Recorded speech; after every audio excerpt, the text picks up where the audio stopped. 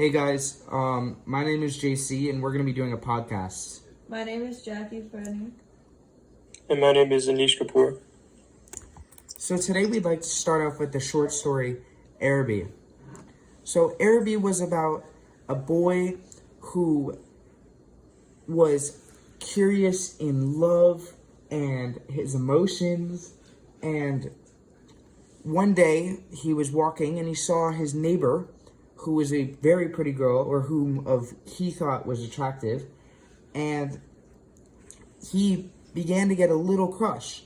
And it wasn't a weird crush, but he was starting to follow her a little bit, but like the normal kind of following that any little boy would do whenever he finds a crush. And he finally had the opportunity to meet her, and she asked if he was going to the bazaar. And that is where he immediately said, yes, I'm going to be going. And she asked him, can you please bring me back something? And he said, of course I will, of course. And after that, he was so excited. He couldn't believe that the girl finally said something and that he finally has maybe a chance or a way in with the girl. So fast forward to the night, Saturday night, and it was the night of the bazaar. He missed, his father was supposed to come home from a bar. He was late, and in the end, he was late to the bazaar, and he didn't have time to get her a gift. And what he realized in the end of this was, wow, like my feelings were so caught up. And what I took from it was his feelings were so caught up. He was so excited that he wasn't thinking about anything else. And I mean, what do you think about it, Anish? I agree. Like, the whole time he's just completely he's only thinking about this one girl when he doesn't think about any of his other surroundings. He's only thinking about her and what to get her from the bazaar, and how like his whole world at this moment just revolves around her only. Yeah, and for like a young kid at this age. I feel like he wanted to get her a gift because like he wanted to escape his reality and he wanted to find love, and he let his feelings like take him out of reality and like what was normal for him, like his schoolwork, his father, like he forgot about everything. And then when he like forgot the gift and realized that his dad was coming home and like wanted him to do stuff, he realized what was more important. And I think that was like a huge part of the story. So one of the 3 stories that I read from James Joyce was Eveline. And what it was about was a girl who lived in a house. Her mother died, and she made a promise to her mother to always look after her brother and make sure he was okay and everything. So throughout the story, it was discussing how she fell in love with a man named Frank, and she wanted to live the rest of her life with him. And she had a little bit of a rough relationship with her father, and she didn't like living there. She wanted to leave very badly, but she knew that she couldn't leave her brother. And finally, one night, she was like, you know what, forget it, I'm going to leave. So her and Frank ran to the docks. They ran. Frank jumped on the boat, and she decided that it would be a good idea for her not to go. And she froze standing on the docks, just looking out and questioning her decision. And she just froze. She knew that it was a bad idea, but something in her mind was telling her, keep going, but she couldn't, because the repetition of her mother was just in her head, and she could not get over the fact of leaving her brother behind and disobeying her dead mother's promise. Anish, what book did you read? I read The Boarding House, which was basically about this mother who continuously sells out her daughter to men so that she can that live in her boarding to create a relationship with them, and then she blackmails them and then marries her off. And it can also relate. I read an encounter where basically a young boy decides to remove himself from the situation where he continuously repeats the same thing every single day, and with his friend one day decides to skip school and go on an adventure.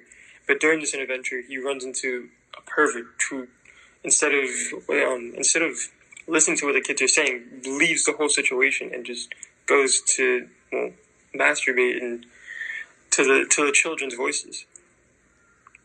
Yeah.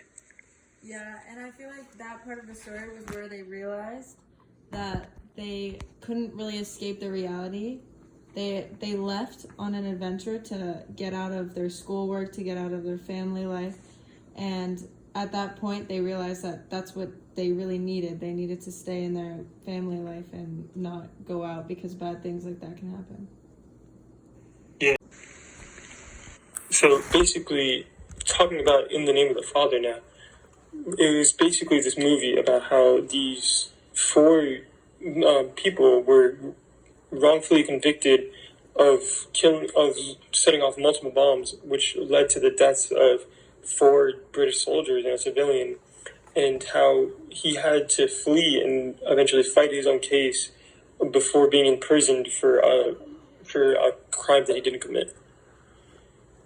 Yeah, that's crazy. I mean, this is a true story. So you have to imagine what was going on in those 4 people's minds when they were falsely convicted of not even like a little thing like stealing. They were convicted of murder of several different people.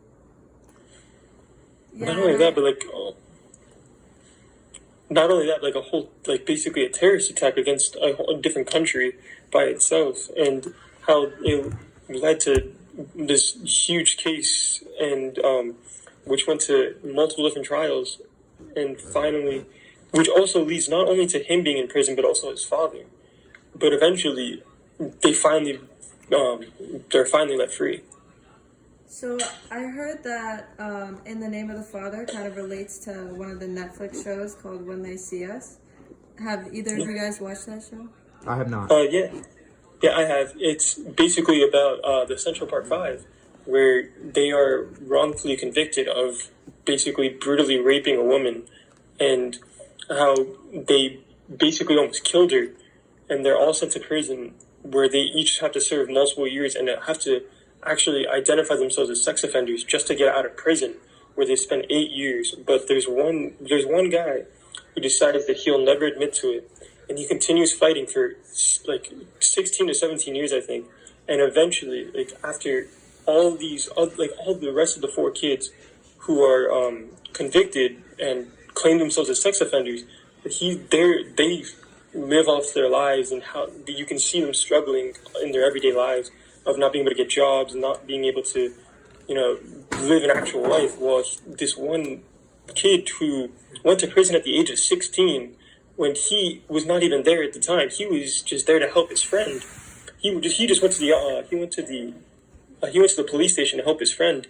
He spent 16 to 17 years in jail for a crime that they didn't even commit.